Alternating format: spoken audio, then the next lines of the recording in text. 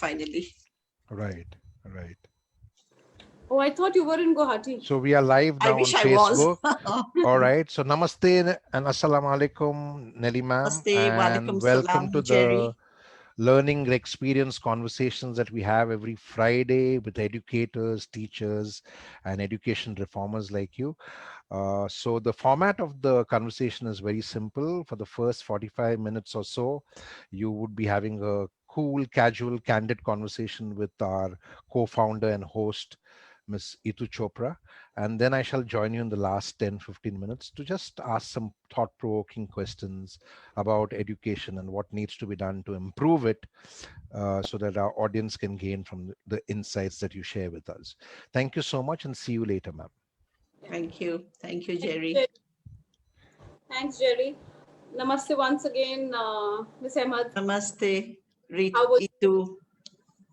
good to connect with you after almost a year plus. And Yes, so you lovely had to. come all, from Guwahati in 2019. Yeah, Rex Karamveer Global Education Change Champion Fellowship and Awards that we had initiated in 2019, and your school was one of the schools that is doing some great, wonderful work. That the story and the example and the learning is worth emulating and imbuing.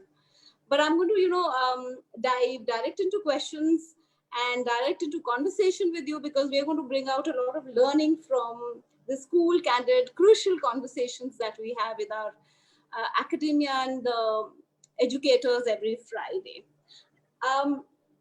Nellie ji, I want you to take us with you back into your childhood and tell us how was it growing up? Where did you grow up?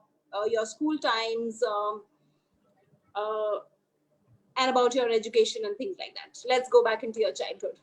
all right, lovely. It's always a pleasure, to talk about your childhood and, the lovely memories that go with it. Yeah, thank you, Itu. Well, I did my schooling as with my brothers and sisters. We were all in Shillong, the hill station of Meghalaya. And we literally grew up there in fact, I was born and brought up there. And we went to school. First was to Loreto, and then it was to Pine Mount School, where both my two sisters and myself, we were educated there. But there was a, disturbance in the Khasi Hills. And then my mother, by the time we lost our father, so she brought us to the boarding school, Little Flower, Dibrugarh in Upper Assam. And we finally passed our matriculation from Little Flower School, Dibrugarh. And I was then, again, after the matriculation, you have to seek for a college. Then my mother said, well, you have to come to Assam. To study in, much to my dislike, because I wanted to go out. But however, it was in the Handy Girls College. And it was a very good experience, I must say, because you got to mix around with the very, very local girls, the ethnic community, and people who we never knew they existed. And it was such a lovely experience. And I thank my mother till today that she gave us this experience of both the Western world as well as the Western culture in Shillong and, English medium school, as they say. And then back to a college where you're mingling with the ethnic community. And that was a wonderful experience by the time I graduated with education honors. And thereafter, my mom wasn't too well, so I was with her in the tea gardens. So we belong to the tea gardens of Upper Assam in a place called Titabor, Jorhat. Yeah, and then the whole family used to visit the tea gardens when we were very young and as for the holidays. And as we grew, and those memories are such wonderful memories, because the servants, the ayahs, we used to all go for little picnics here and there, run under the tea bushes, do all kinds of childhood stuff that today we think back. And that was such a beautiful experience of being with nature. And that's what brought me. And after that, we were educated in Shillong, which is another huge experience of, again, being in the landscapes of the hills and nature around us. Yeah. So it was very much within the lap of nature that we all grew up. And I particularly feel so happy when I feel that today I could imbibe a lot of that back to Yeah. my school. Yeah. So that was my college. And then after that, I was not knowing what should I do. I don't want to do my MA. I didn't want to do my post-graduation, I was Hmm. thinking, oh, I don't want to be a professor and I don't want to do my PhD. Whereas Right. my sister did it and my Hmm. older sister did it as well. Hmm. And then I said, my brother said, why don't you just go for this teacher's training, Hmm. Montessori? So therefore I went off to Calcutta Hmm. and treated very well. Hmm. And I did my Montessori training, which was really, really a very good experience there. Hmm. And it had many students, Hmm. teachers, different age groups all Hmm. together. And Right. we were at that time directly taught by Professor Houston, who was Dr. Maria Montessori's brother. Yes. Yes. Right. And, that was a beautiful, beautiful journey. And Yeah. coming back after a year, I worked there in Calcutta All for right. about a year. Mm-hmm.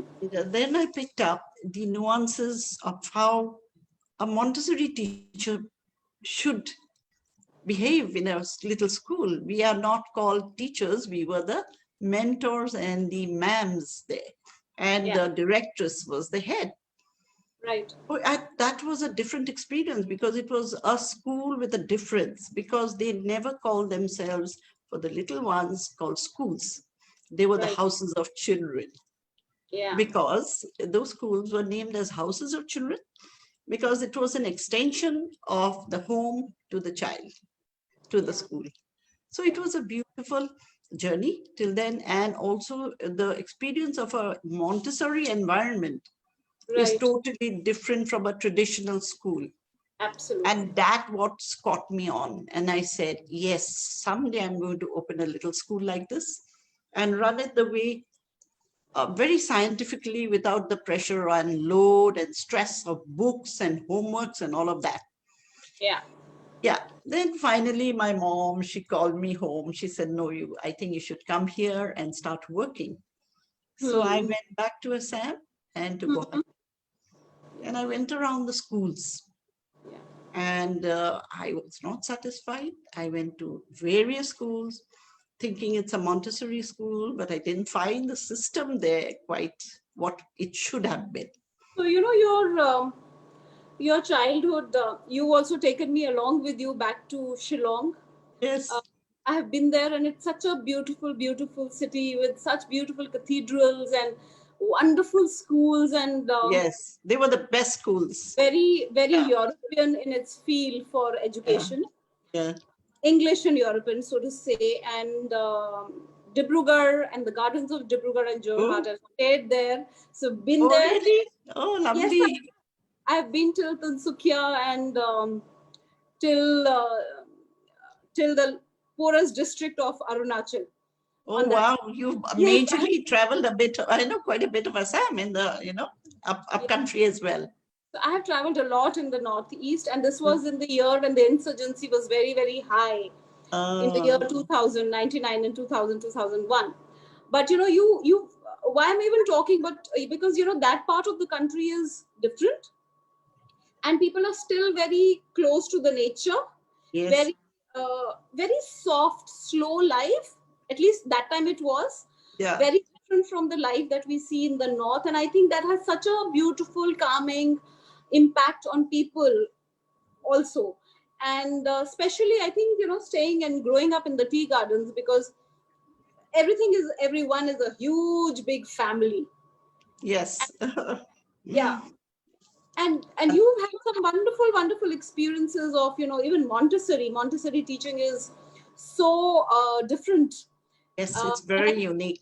teaching the Montessori small children is most difficult part of mentoring or teaching, because you have to deal with that energy of the little ones, come down to that level, and it's a absolutely different ball game. But I want to also know from you that such a wonderful journey of exploring yourself, and how did entrepreneurship happen? Because Maria Public School that you have in Guwahati is your entrepreneurial venture. And when was it that you thought of education as your, entrepreneurial venture? Tell me about that journey. Yeah, Itu, thank you. And that's really close to my heart, because when I came back from Calcutta and I said I went around a couple of schools, I didn't find the philosophy, the ethos of what a Montessori school was to be. Right. I could only see it's the traditional system, whereas there I can see a signboard saying Montessori, but far from that. So I used to ponder now, am I going to work like this, or what should I do? Well, my sister came up with a great idea. She said, why don't you open your own school? I said, yeah, not a bad idea. So we found a place, and then I started, and I had no money. So I had to get a money. So family helped me. My sister said, come on, I'll also start with you. Let's, the equipment for the Montessori school is very expensive. Even those days, it used to cost 1 lakh or so. So finally, we got those. Which year was that? That was in 1988. Right. 88, I immediately started the school, although it was not a big school, but it just one student that I started with. And ever since then, it was no looking back, because that was a very new system to the city, because they had no clue that, the primary schools were very traditional. But there was a market. There were people who wanted, other than traditional, children who could be happy, stress-free in an environment where they would be learning by doing. Right. So that is when I broke into that market, opened the school, and it started off, and slowly it was growing. But I never thought, or I never dreamed that, it will emerge as Maria's Public School. I thought, let it just go, because I love children and I love the way they were doing things. Parents were so happy. They said, well, this is the system, and this is how the kids are learning by doing, and their concepts were getting so clear. And those days, it is like getting into Don Bosco, St. Mary's, that was the craze. And then any Maria kids, they are just grabbed, because they were so good in their written, spoken, concepts clear, intelligent bunch of children. I was so happy. Okay, fine. They went on. And then now comes the crucial point, now class 1. You see, if the parents then started saying, Nellie, why don't you open your one class? I said, no, I have no space, because every year it doubled. Every term it doubled. I started 1, it came to 10, then 40, 20, And then I said, okay, if you can help me. Then said, no, we can find a house for you. So they found a big house, then, from 1, then the class 2 and 3, then another problem comes. Well, I'm growing and growing. Children are coming in. I was very happy. And I was getting excellent teachers, very, very good staff, because some of them were my parents also. Great. Then came the middle school years. I was doing very well. The kids were doing extremely well. Then now comes the time when they have to move on to a bigger school. Right. Now the parents are not willing to take them, because they were getting so much of personal attention, and there was so much of, love, and the demand was growing in the market. Well, I didn't realize that the demand was growing. So parents said, no, we're not going to take them. Why don't you go on to higher classes? Right. And I carried on till grade 8. And then the bigger problem came in. Now the affiliation, whether I go in for ICSE or CBSE. But yes, I was very firm in my mind that I would go for a national curriculum or a national board. Right. And it was no easy task. That was no cakewalk for me to get the affiliation process. So that took me some time, a lot of blood, sweat, and tears. I won't say blood, but sweat and tears, yes. Right. It was a great struggle, a great uphill task. And tell me, Itu, I can't tell you how hard I felt, in struggling with this paper, that paper. And it was a constant uphill task. But I was blessed that, I know a lot of people. They've said, oh, no, we'll try and give you this NOC. Oh, we'll try to give you this. So it just happened. When it came to the Delhi office, then the biggest trouble started. Where's your land and building? So I said, well, there's my land. They said, no, we need a structure. We need a structure. Fatafat again, now plan for the structure. Till such time we said, okay, we'll leave it at class 8. We'll start working on the building. And finally the building came up. Again, the question of finances came in. And then again, we organized that. I organized, and I had excellent staff who, kind of helped me, and we grew together. School really grew together with the staff today. And finally, we got the affiliation when the building came up, barely one floor. And we said, here's the building. So they came, they saw, but they found that the staff was sufficiently good. The children, number of children was enough for the process. Then followed the inspection. And then after that, we got it, after say about 6 months, we were told, and you cannot imagine how much, with joy, we were dancing around thinking the biggest hurdle is over. We've got our affiliation. Yeah. So tell yes. Did passion for education happen or passion for entrepreneurship happen? Because we at Rex talk about passiopreneurs, which comes from the word passion and the Latin word passio, which means that you have to endure, you have to suffer, you have to persevere to, see your entrepreneurship doing well organically, and you have to just put in every day. So I'm keen to know that did the passion for education happen or passion for what was it for entrepreneurship, or was it both? I think it was both, but more passion for education, because I realized the region lacked in proper good pre-primary schools, and I saw for myself that this was not going to happen anywhere else, but I will have to train my teachers. And that's the passion that grew. But with that passion, entrepreneurship automatically merged, because there was a struggle and I had to overcome every struggle. And I think that was the biggest risk I took. And I'm very happy that I've been rewarded by such people, as my team, as my staff, and the people around me, and my parents, who have been the great supporters for the school. And till today, we are very happy the way it is going. It's 32 years now. So I think passion comes first, and then your entrepreneurial spirit emerges. Right. And takes the direction by itself. So when of course, God's blessings are there as well. So when you follow your heart, when you follow your love, when you follow what you are in love with, then nothing seems like a difficult thing, and then things happen. Yes. Somewhere you talk about the sweat and the hardship. You talk about organic growth. You talk about never say never. You talk about I have to move from one step to the next, to the next, to the next. And when we are persevering and enduring, things begin to fall in place. That's so beautiful. I'm going to talk, go back into something that I think the seeds of being close to nature probably came from, your growing up years, staying so close to nature. Your vision is, you write and you say that your vision is learning beyond classroom. Nature is our classroom. Tell me about that.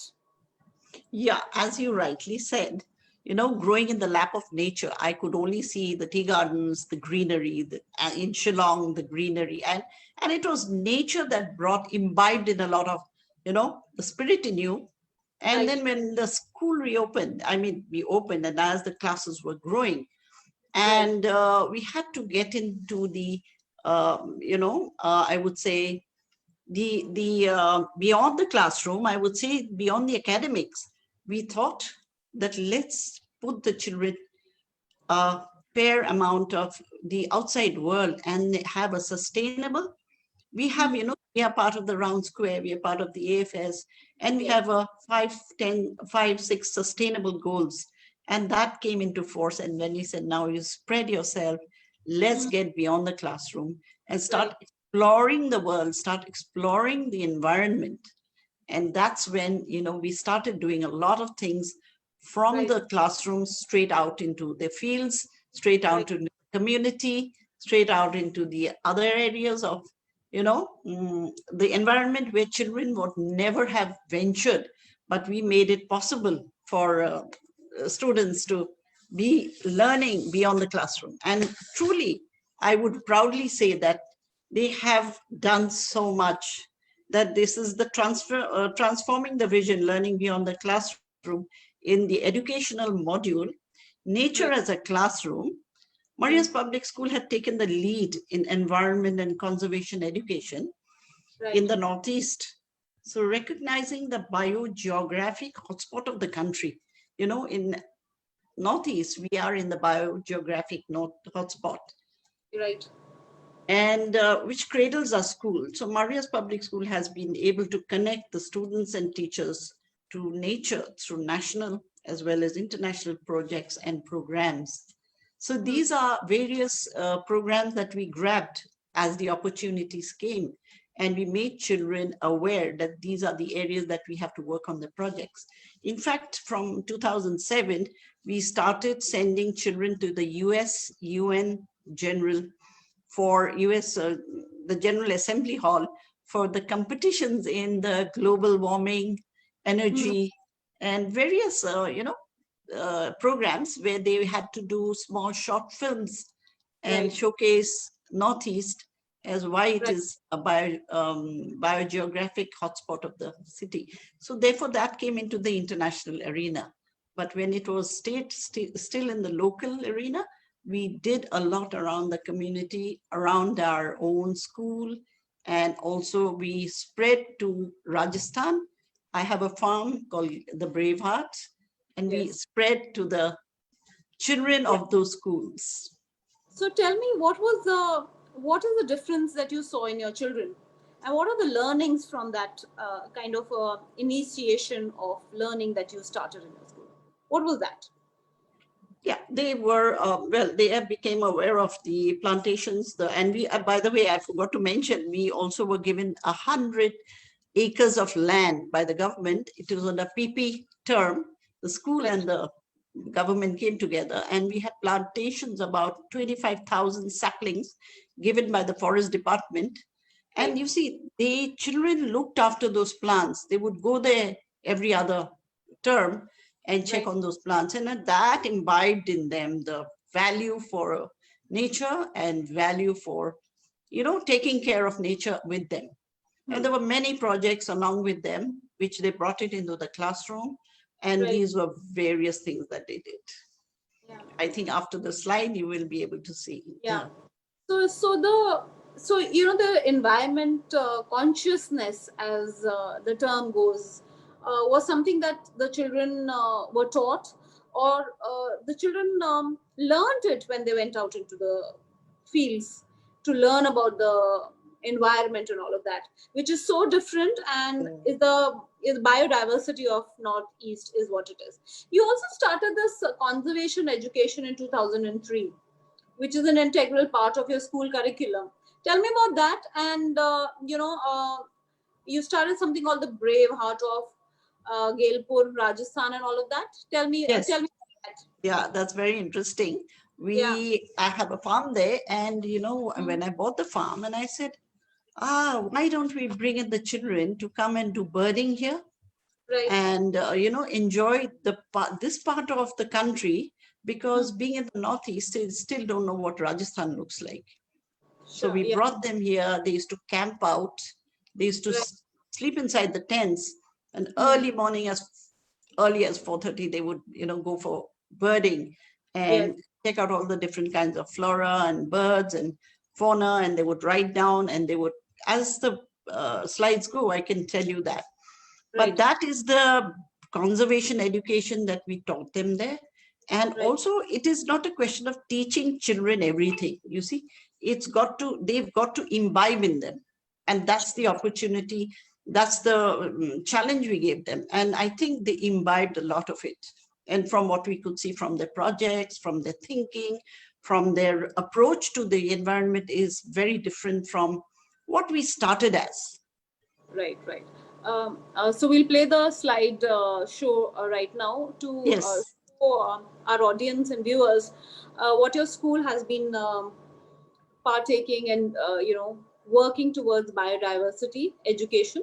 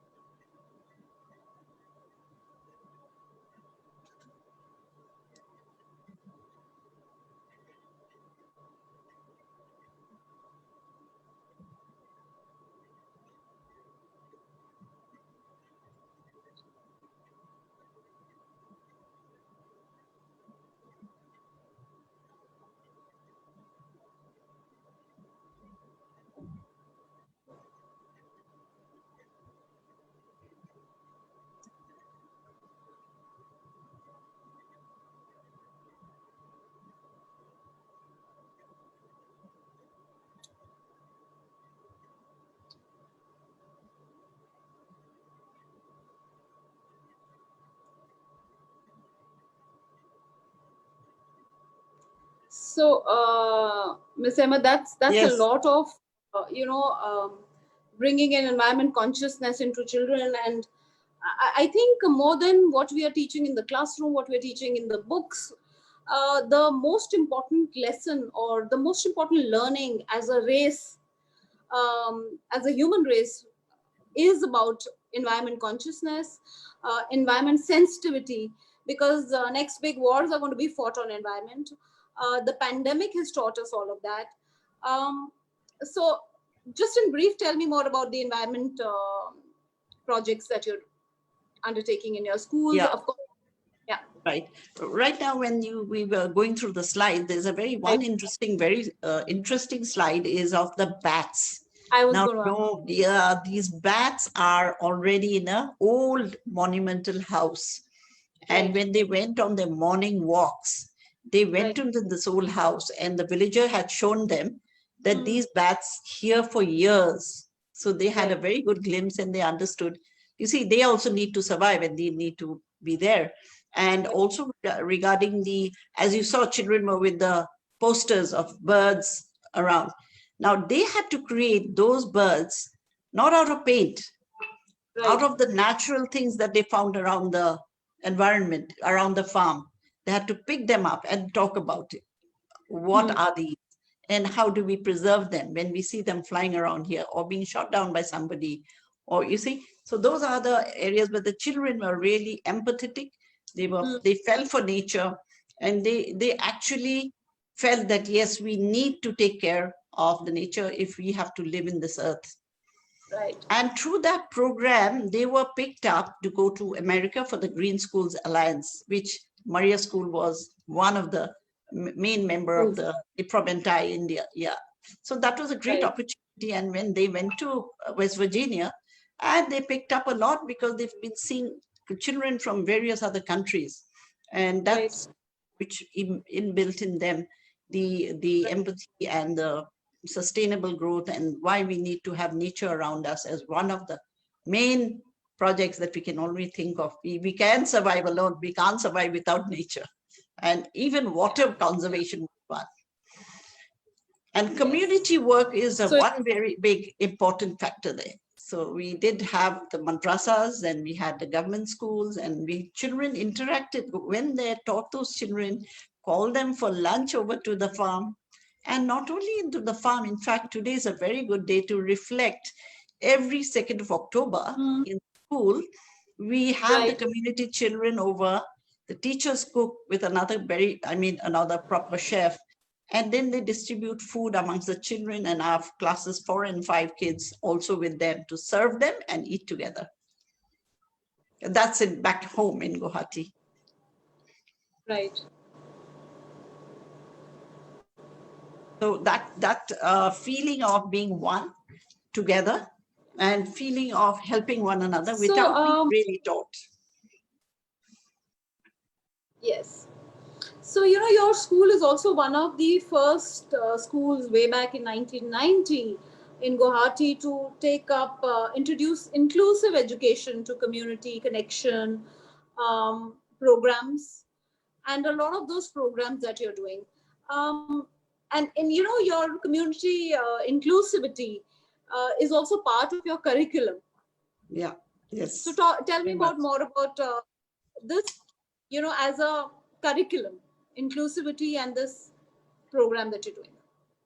Yeah, one is if you're asking me about the inclusive schooling of the disability sector, do you mean that? Yeah, Right. we started it way back in Yeah. 1991, and this was I would say, a mute child Right. and another girl. Today, after 32 years, that girl is married, and her child is in my school, a very normal girl. Right. Okay, so it's a full round. Then this boy again is a definite boy. He is married, his child is there, and he's my art teacher in school. So it's coming back to us. From what we gave them, they're giving back to us. And that is also part of the curriculum, that we don't teach children, now go and help him or go and help her. Right. They are already have a very sympathetic view towards them, and they help them when they get up on the bus. Nobody tells them, go and help the child. So these are kind of, built in the school, children's minds in the school environment, because we make it possible for them to, look out for yourself. Wherever you want to help, go ahead. Yes, as you say, the second point is part of the curriculum is definitely, as you say, also, and we feel that that is very much our vision, that taking nature, school learning beyond the classroom and taking nature as a classroom. We strongly endorse, we strongly believe in this vision that we will sustain it throughout and forever whenever we can manage to do. And our school is situated right next to a beautiful wetland in Guwahati. So there itself, Right. we are in the hub of nature around us. So that wasn't a very difficult task for us, because children are already imbibing the values for the green sustenance. So, we at Rex believe that, school education, other than imparting knowledge about subjects and all of that, should also be a place where children are taught about skilling of life and mindset shifts, because they have to go beyond the school and they have to Yeah, go and live into the world. And that's where they should be living in a world or doing things with that sensitivity, where everyone is giving back to the society, is right. making the world a little better. And if that sensitivity is taught in the schools and it's made a part of a school culture and learning, then Yeah, we are actually giving children skill sets to do and go beyond just the books and the classroom and the four walls of the school. Thank you so much for that. I'm wanting to ask you that you personally have received a lot of awards, and so has your school. What does that mean to you? What does award mean to you? Because we've also seen that in the last few years, the awards have become, I'll use the word corrupt. yeah. There's a lot of Mm. corruption. Yes. There's a lot of fraud Yeah. happening in the award, and it's something you go and shop for them. You can literally go and shop for awards, and I don't it's shop very for very the award. sad to see that it has crept into education, and schools are getting awards left, right, and center. School owners are getting awards left, right, and center, and sometimes it feels as they can go and shop for their awards, and then they can showcase it. Tell me, what does awards mean for you and for your school? What is your take on that? Yeah, so well, we are very strongly, we are very choosy one, and we don't accept any mail that comes, because it comes with a in between the lines. So I always tell my principal, chuck those mails, chuck those. People like y'all, Rex Karamveer Award was something of a different nature. And these are Right. the awards we look for and we accept, because Right. most of the awards we don't accept, and it is like there's a hidden meaning underneath. And some awards, of course, which has come as a recognition award, which gives credit to the school or to the person, because even we have got award as the award for retention of teachers for the last 25 years. I mean, those are not corrupt, those are genuine people who have done research about the school.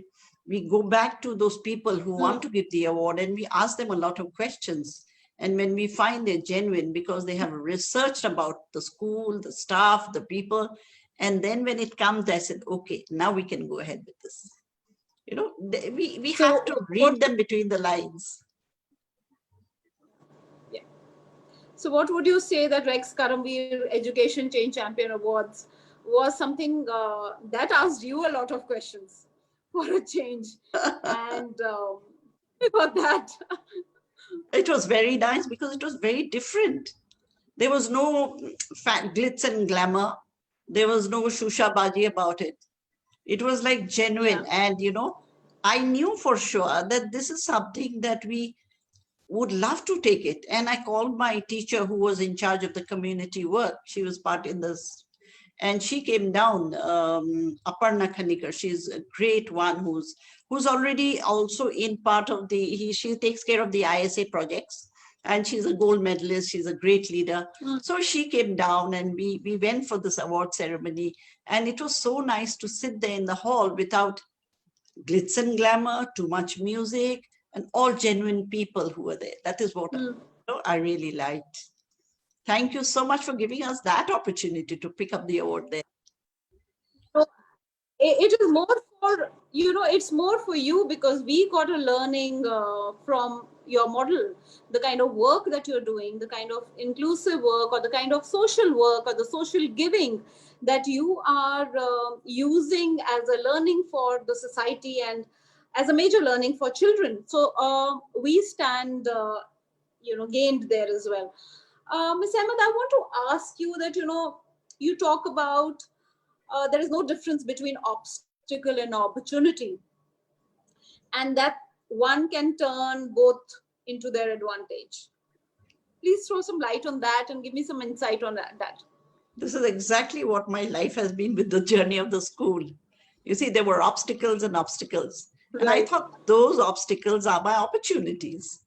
And why don't I take it as a challenge? Because my school motto is determination, perseverance. And that's how that whole motto. Yeah, can you hear me? Can you hear me? Yeah, now I'm just blanking out. Oh. Yes, I can. Yeah. So you see, those were huge obstacles, as I mentioned earlier. And why not turn those into opportunities? Because I was thinking I'll never give up, because it was a challenge for me. I said, I will go on, and as far as I can, I will not give up, because I was very focused and I knew what I wanted. And I knew exactly whom to approach and how to get about it. Because there was never a no for me wherever I approached. There were times when I would sit down to meet an officer. And, the peon would come out and tell me, ma'am, he's going to come after some time. You may leave now. I said, let him come after some time. I will keep sitting here till I get my paper. And believe me, the officer comes back after 5 minutes and I do my job and I come out. That's where I say the obstacle comes, but take the opportunity. And you have to be, I think, focused and also know what you want to do, really, taking the risk. So never giving up, because did you have problems in meeting officers or who wanted underhand something, things like that? Because yes. Yeah. That's India. What to do? How did you manage? I did not give up. Did you end up paying? I said no, I'm not doing it. Then I had to approach, some officers who are in the ISF, in the bureaucracy.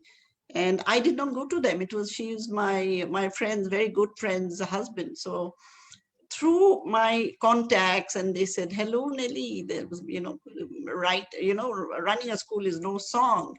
You have to, get the palms of these people greased. I said, no, but I'm not going to give. I cannot give my children's money to these people for unfair means. My papers are all correct. And that's how I, approached the right kind of people. And it was, by God's grace, it was granted. Well, I think when you have your mind determined that I will not, indulge in these things. If I'm correct, why should I indulge? And I had no money, extra money to give them. Because those days, it was not an easy thing to give a lakh out. So did you have any setback because of this? In what way? Setback in terms of... If you're not ready to do what... Like if you're not... Setback in terms of way you wanted your... Yeah. There have been, and the other vibes were not too good. But that's when my, my friend's husband and then the contacts beyond that, the bureaucratic level brought it, come on, straight down, come on, let's face it. So it was just done in a jiffy because they couldn't get into the second law. So there was no chance of, So, you had contacts and you knew some people and you could do it. What happens to a common man or someone who doesn't know anyone? God help them. Yeah, that's the stark reality of our country. Yes. Yes. I'm going to come back. Yeah. So I'm gonna ask that, the learning has been going on in these last 6-7 months. The schools, the teachers, the education fraternity has been having its own heroic change and shift in the learning that has been going online now. Share with us, how has it been, the journey with your children and your teachers in the last 6-7 months Yeah, Itu, I can't tell you of what a COVID? shock it was. Yeah, the COVID was a big shock. It was happening very well till March, I Yeah, think, 10th, 11th, 12th, and suddenly says shut down schools. By 19th, we had right, to shut down. I think the country shut down literally, especially for the educational institutes, right, which was very big risk. And we went right, fumbling what to do, how do we manage? We are not very computer savvy. Some of them are my teachers, but the little children, right, teachers were not. So therefore, we all managed Google Meet, Zoom, and doing all of that. Within 2-3 days, my teachers are up and about, and we went on to the online teaching. And till today, it's yeah, going on beautifully. And I often have a meet with my parents, PTM, virtual, and they say it's going fantastic. We are very right, happy. The teacher very hardworking. But you see, that was an obstacle which we again turned to an opportunity. If we had waited and yes, waited, it would not have ever happened, because now we are completing, that's going as per syllabus for the high school. The little ones are learning music, right, piano, dancing, singing, theater as well. Besides the academic area, like our school, we stress a lot on the co-curriculars in developing the holistic child. So I think it was a very happy experience for all of right, us. I, for one, was nervous like anything because I had to attend one or two webinars. And I would struggle how to get in. I right, would not be able to log in. Finally, I did, and I've become a pro now. right. Well, these are the not even little big problems, but we all Learning. were very, very brave, I would say. The teachers were very brave, and they're continuing, and they are the true warriors of education, I guess. True, absolutely. We've been talking to so many school leaders like you, and everyone has a wonderful, wonderful story to share. That the show must go on, and they created great learnings for their Uh, staff, teachers, and everybody came up and as a team worked very well. On this note, I'm going to invite Jerry back into the conversation and take forward the conversation and talk a little more with you. okay, thank you, too. E2. Yeah, I'm going to be here, but Jerry is going to be joining us. Yes, yeah. So namaste and assalamu alaikum once again, ma'am. Namaste Wonderful, and walaikum salam. wonderful listening to you Oh, yes. and listening about all the stands that Jerry, we you can't see take. Sorry? I your come video. from a beautiful state called the Northeast. You can't see me still? No. Now we can. Okay. Yes, I've been there. I've been to Assam, I've been to Guwahati, I've been to a lot of places there. In It's so fact, green. I was there around a year ago to speak at the Sanskriti school. Okay. Then you must come to my school also. We will do that, yeah. Yeah. Surely. So how many children are there in your school? For the high school, let's say from grade 1 to 12, we have about 2,500. Oh, wow. Excellent. And the little school has more than 600-700. Okay, brilliant. Very nice. Yes, so I heard about how you have this, positions that you take on not paying a bribe, and I was very happy to listen to that, because even in my life, whether it was for school admission for our kids or for passports, we refused to pay a bribe or pay capitation fees or be cowed down by any nepotism, because I always say corruption is not just about money exchange. Corruption is also about favor exchange. Nepotism is also corruption, right? Favoritism is also corruption. And there are different types of corruption. Some people are corrupt for money, some people are corrupt for power, some people are corrupt for awards. Just before getting online with you, I was discussing with Itu and my other co-founder Nishant about how many people in the NGO sector today, the joy of giving has started. And one of our talks, which I had done in a school earlier this year, just a little before the lockdown, was banned by TED because I spoke against the Bill Gates and the Ambanis and the Vedantas of the world who do charity and philanthropy just to kind of cover up all their sins and evil ways. And Ted wanted to edit it and delete some parts of the talk. I said, no, that's not what we do. So forget it. You don't need to upload it. Uh, and we were discussing this about how many people in the NGO sector are so corrupt. Like, I know people who actually probably sit down and just apply for awards because they're there almost in every award Yeah, ceremony, yeah. right? And then we are talking about the awards in the schools, and I was very happy and delighted to listen to you speaking about how the Rex Karmovir sets a standard apart, because we keep it austere, we keep it Yes, simple, yes. because we don't want to be ostentatious, we don't want to be opulent, because there are people struggling out there to get a good education. And why waste all that money and squander the money when it could be used for better things? And we keep all our award ceremonies like that. There's no five-star food. In fact, we used to serve the midday meals given to children in government schools in our award ceremonies earlier. Now, of course, we contract it out because we don't give food anymore. We don't, because we don't take any sponsors and things like that.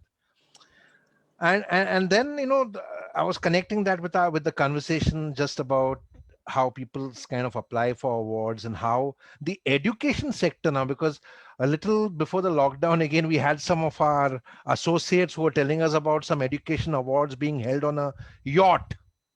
Wow. And the big positioning for the awards is that the first education awards held on a yacht, right? Probably with notch girls and go-go dancers and things like that, right? Uh, It sounds like Casino Royale, right? So we where's education and where's the right. award there happening? So we found it very bizarre, but that is the kind of uh, thought process which is unfortunately already crept into the education system per se. I have worked with principals, I have worked with directors, I have worked with teachers, I have worked with parents, and I have worked with school owners, right? And the entire concept of world class education that schools and educators write in their brochures now, it has basically been reduced to nice, glamorous, glitzy infrastructure. And I always tell parents and teachers that you may have an air conditioned, wowsy reception hall like a Trump Tower reception hall. But that does not make your educational institute world class, right? Failing which everybody would have thought that Donald Trump is world class, but Donald Trump is considered as a joker by many, right? So, what makes your education world class is the content, is the pedagogy imparted to children, is the andragogy imparted to the educators and educationists, so that you help the educators to constantly learn. And I connect this with what you were saying, that how teachers and educators were compelled to learn about how to teach online, right? So this should have been done proactively rather than reactively, right? And the entire education methodology which a school employs to teach children. And I think in terms of mindset growth, what Carol Dweck calls as growth mindset, that continuous improvement by taking feedback, I somehow feel that around the world, except for a few countries in Europe and probably some experiments being done in several places, including India, around the world, in most schools and colleges, school owners and even directors and professionals who run the schools, they have not advanced to make the methodology better. While they build world class infrastructure and ecosystems, the methodology, the medium of teaching is still that I will tell you what to do. Right. And I always say this, that as a parent and a teacher, if you tell children what to do all the time, you make them slaves to other people's thoughts all their lives. That is what we see. I'm a corporate trainer. I coach in the corporate sector. Few people can think for themselves. Most of them are slaves. They're always waiting for some guidance or some directive to come their way. You can see it in the world today. People are slaves. They are slaves. It's a slave mindset. They can't figure that they can do something. They're always waiting for some Mahatma or some Messiah to come, right? And today is Gandhi Jayanti. And I always say there's no Messiah coming, there's no Mahatma coming. You are the Messiah. So take charge of your life, right? But what happens when a pedagogy and education methodology has not gone beyond telling people what to do? Then we as educators and parents are somewhere responsible for dumbing them down. And I'm going to just conclude this entire conversation with one simple line. I always say that, if you tell children what to do, you make them slaves to other people's thoughts all their lives. While if you teach children, hey, what more can you do? What more can you think of and come up with ideas, right? Then you make them into thought leaders. Yeah. What are your thoughts and insights about schools and colleges where they don't make you think, rather they make you dumb down even more by just making you follow what is in the textbook and what is in that limited curriculum that they teach you? What are your No, thoughts? yes, very correctly said, Jerry. I think, we completely disagree because my school is built on the principle of being real. One, in Montessori system, they do things creatively. So they're already learning the skills and art of thinking, doing Right. creatively. And also, if they make mistakes, no problem. They'll find it out for themselves. No, Absolutely. nobody is there to dictate to them. And that's why I love the Montessori system. And those children grow into the primary classes where they're allowed to think on their own. There's no cut, copy, paste. Right. You given a sentence, now come on, write around it. Right. Good, bad, ugly, it's your choice, but we will just let you think and write. Right. Absolutely. So, that's the way we carry on. So there's critical thinking, problem solving, all these skills are imbibed from middle school onwards. In fact, right from young. Very nice. And that's when they really become out as thinking kids. Right. Very nice. And we have a literary function, which is every year held in my grandfather's name, who was a poet in his days. Right. And we encourage children to write poems, creative writing. That's one of our core areas in the school. So Right. children are allowed to express themselves. Right. And we are very happy doing that. My principal today is extremely competent and she helps the kids to think differently. Very And nice. that's Excellent. our ethos. And I think these kids will never fail in life. I hope not. We are hopeful. Very nice. And I'm They're very doing very well everywhere. very nice. And I'm very happy to listen in that you are doing that in your school. I Yes, we wanted are. I wanted your insights on what is happening around the country and the world, generally speaking. What do you think about this medium where you put people into a book or a limited curriculum situation? What are your Because thoughts on that? they are factory made kids. Right. Beyond school, they are not competent enough to get into the bigger platform of colleges and universities. And there's a Right. big fall. Right. Right. Whereas schools, which are, there are few schools in India, no doubt, Right. they are given a lot of stimulus for environmentalism, for free thinking, for noting down what they feel is the child's thinking. Like the other day at a PTM, one of my parents said, but he can't draw. I said, doesn't matter. You put a dot Absolutely. and a line, tell him to draw over it and tell him you're Picasso, you're one of the best and Right. you're the great artist, and give him a smiley. You see, Absolutely. that's how you have to make the children appreciate, Very nice. understand that it is my job and I did it. So appreciate it. Right. That's the way it goes. So Right up. what I hear you say is that you are allowing mistakes. Yes.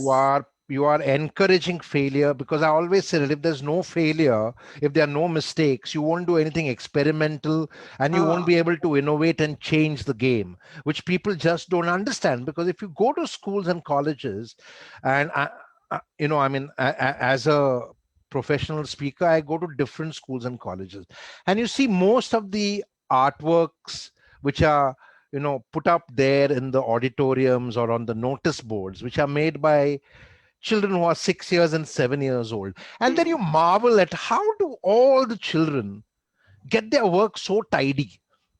Yeah. right? And so spick and span and so well done. And then the the inference and the conclusion is that the parents have done that homework.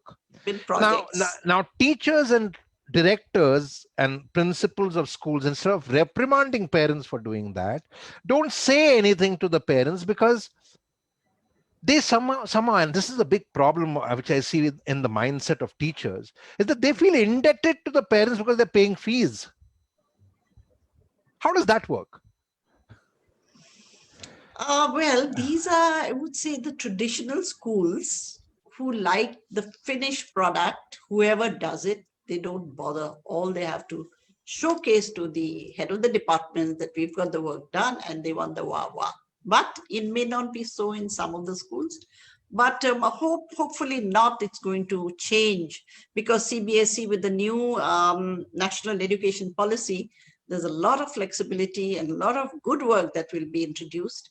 And I think slowly this traditional system of dumping kids with a lot of knowledge and power through books will change, because there will be a lot of independent thinking doing and independent work, and the skills to be improved. And I'm very happy that CBSE has also introduced entrepreneurship right from the middle school years. And Yes. so automatically there is a change that will come about. So you're hopeful that that would kind of change, Change, because yes, yeah, you think NEP has hope yeah. with the way the current government is operating? But we are worried about one thing, is Yes. the regional language teaching. That Yeah. we have broached about we have broached that topic before on the learning experience conversations. So I was steering away from that, but I'm going to ask you something which is very relevant today as we speak on Gandhi Jayanti. And Gandhi has a book called Experiments with Truth. And in the past 1 week, I think what is happening in terms of governance and administration, and I'm relating this to the NEP, that one is intent and one is seriousness of intent.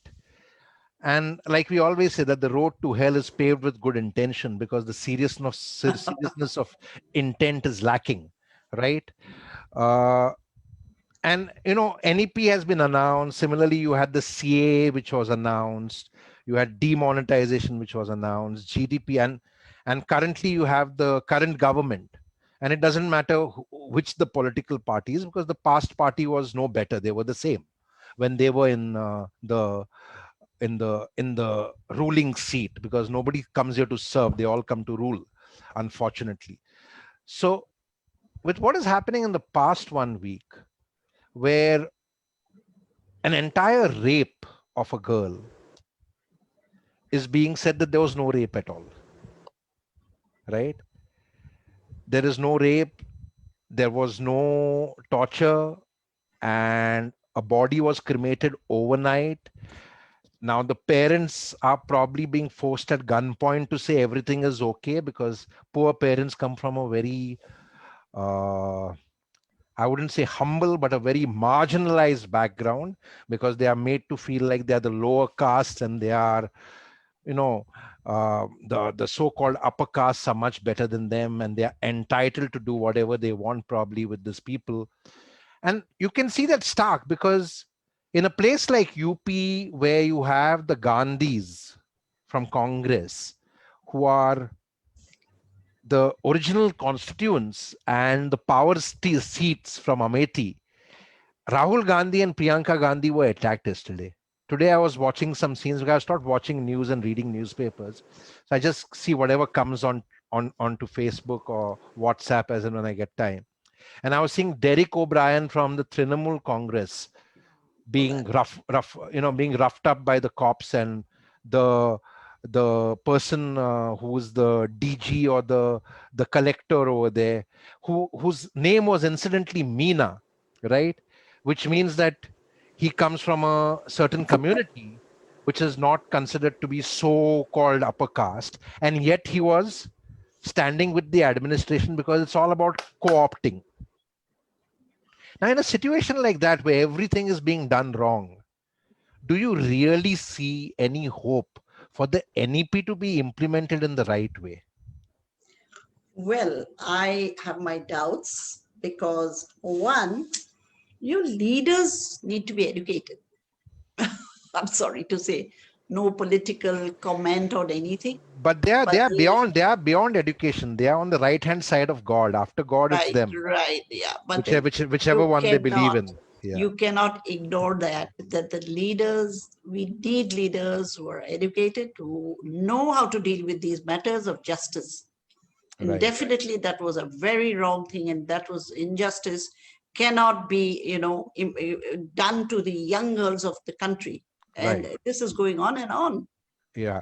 You And know, if the leaders were a little more tough and, had justice and focus that they need to be protected, and the families need to be given the right. due respect that this is what has happened. We are there with you. But no, that is brushed aside. Right. And I completely agree with you that the leaders, whether it's Congress, Trinamool, they all kind of drive their own self-serving agendas. Because Right, yeah. in the times of Congress also it has happened. But I'm drawing parallels of what happened in 2012 with what happened in Oh, yeah. 2020. And Jyoti Singh Pandey was a girl from urban India. She was a girl from Delhi. And because she was a girl from Delhi and because it became a huge outcry, the media covered it. Almost every activist worth her or his salt was out there covering it, probably because it gave them time on the podium and time on panel discussions. And I wrote a poem yesterday. I said, there are no panel discussions or candlelight marches or any news debates happening for this girl because there's no people power being seen because she was neither a goddess nor is she a movie star like a Kangana Ranaut or whoever. So because she's just an untouchable and she's a Dalit, so justice for her just a fable and fairy tale, right? Because you'll never see justice for her. I mean, on one side you're saying there's no crime, so how will there be any punishment given out if there's no crime? Because the upper caste guy is a hero. Because if he's raped you, he's a hero, right? Because he's done the right thing. He's shown you his place. Now we come from a place which has this so regressive a thought and mindset. How do you see NEP getting implemented? Leave alone the traditional schools which treat children like slaves, whether in urban or semi-urban India. How do you see this getting implemented in the rural places where most government schools, children are fed rice cooked in turmeric and chili powder as midday meals because that 2 rupees 60 paisa gets scammed? I remember I had done an audit in Rajasthan and UP and Bihar in 2009, and I had called it the rupees 2.60 paisa scam and actually sent a letter to the Ministry of Home Affairs, but there was no action taken. So how do you see this NEP affecting the schools in rural India? Because will it really empower them? Will it really enable them and bring them out of this poverty and this caste and this nonsensical system? Or is it just hoping against hope? Well, I think you rightly said that, you see, this is something which we'll all have to bang our heads and find out, well, will it happen? Will it not happen? We're all in a big question mark, but not for UP alone. We leave alone that. What about northeastern states? Absolutely. They are I'm talking really the about the entire India. marginalized, sections and sections. And, you won't believe how it is in Manipur, Nagaland, Mizoram. Yes, I They know, I know. go out to the jungles to receive this signal. As of now, I'm talking now. Leave aside the NEP happening because there will be nobody to monitor. Nobody will be able to train up those teachers. God Absolutely. help them, but we hope that someday they'll see the light of the day. The government has come up with certain, portals, Diksha portal, and for teachers. And if that reaches into the remotest corner of even Assam, I would be so happy because then, there is a complete uniformity in this whole education system working successfully. But for UP, it's a very difficult state. We don't know whether it'll reach to the last school at all. Yeah, and I'm not just talking about Yeah. UP. I'm talking about all Economy states. across the states. Yeah. Like I Yeah. spoke about Bihar, and I'm just going to conclude this with the thought that you triggered about Northeast. I have very good friends from the Northeast who have been friends from school days, college days, and I wrote a piece called "Who Killed Nido Tanyam," when this young boy called Nido Tanyam was Yes. killed Yeah. in Delhi by, again, some people who found him to be an outsider, because this xenophobia runs deep. Yes, absolutely. And And especially, this was an Aam Aadmi Party governed state, and there mm, was no action taken. Same inaction, same apathy that you're seeing towards this girl Manisha today from Hathras was the apathy towards Nido Tanyam, and that compelled me to write. And I said the xenophobia is not a Raj Thackeray or a Bal Thackeray or a Narendra Modi or a Amit Shah thing. It is somewhere inbuilt in every Indian, in every human. It's they are not us. We are different. It's the us versus them, right? They are them, we are we. You know, and I think it's ingrained in us. Until and unless we don't rise above this, it's in Goa. There's a party right now trying to emerge. They are the next wannabe corrupt politicians. Chap called Manoj Parab, along with his party called Revolutionary Goans, and he's got the Goan mindset. Hindus and Christians and Muslims, he's got them on this mindset that all this migrant uh, labor coming from outside, who we are actually calling Ghantis, which is actually a derogatory word if you use it as a slang, right? Ghatis, if used in the right way, means people who stay in the Ghats, right? But Ghanti with the N added to it is an abuse, right? So anybody who's migrant labor, even if they're not staying in the Ghats, are called Ghantis, and that they are spoiling Goa. And my fight with them is, why are people from Goa then staying outside the state? And they don't like me saying it because I happen to be from a person from Goa.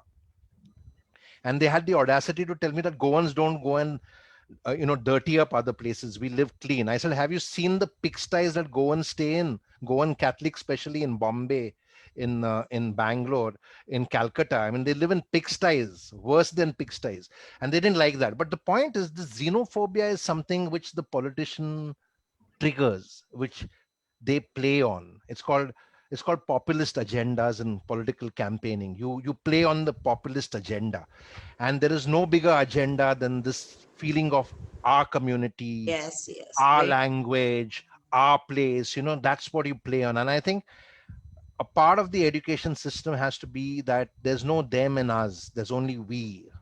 one and all. We are We are one. one. We are Yeah. one. And I think What I'll we try to I'll kind project. of conclude on that note. Thank you so much. Pleasure talking to you, ma'am, Thank and you. thank you for Thank being with you. us. If there are any parting Thank you. insights that you want to share with us before we close, please feel free. Thank you so much. We thank you very much, the Rex Karamveer Foundation. You're doing a wonderful job, and I'm sure you will be promoting more schools which are lesser known, and bring them forward so that Absolutely, they are that's on the a idea, ma'am. similar Surely. platform. Because being from the Northeast, and I can only vouch for Northeastern states, and being such a difficult area, difficult terrain, bandwidth for any kind of Wi-Fi not be reaching there. So I wish and I hope and pray to God that someday we'll all be together with the NEP program across the country. It'll take a while, but let's be patient. Absolutely. And the whole idea Thank of you. the award is not just to kind of award, great educators like you, but and schools like yours, but also to kind of form that community which can become a voice for Absolutely. education reforms.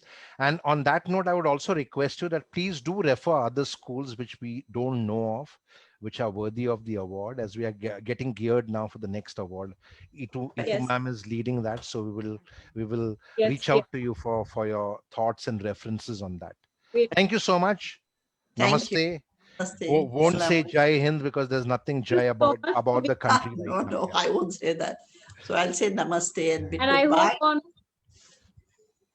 yeah, and I hope on 2nd of October we are infused a little with empathy, because the world is becoming apathetic. There's so much of apathy around, and I think we need empathy in the That's, India that we are sitting yeah. this evening.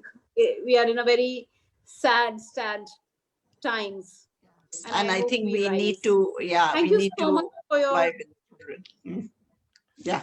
Thank you. Thank you, Nellie ma'am. Have a good evening. See you. Thank you to you all also. Good evening. Bye-bye. Bye-bye. Good luck to Rex Thank Foundation. Thank you. Namaste.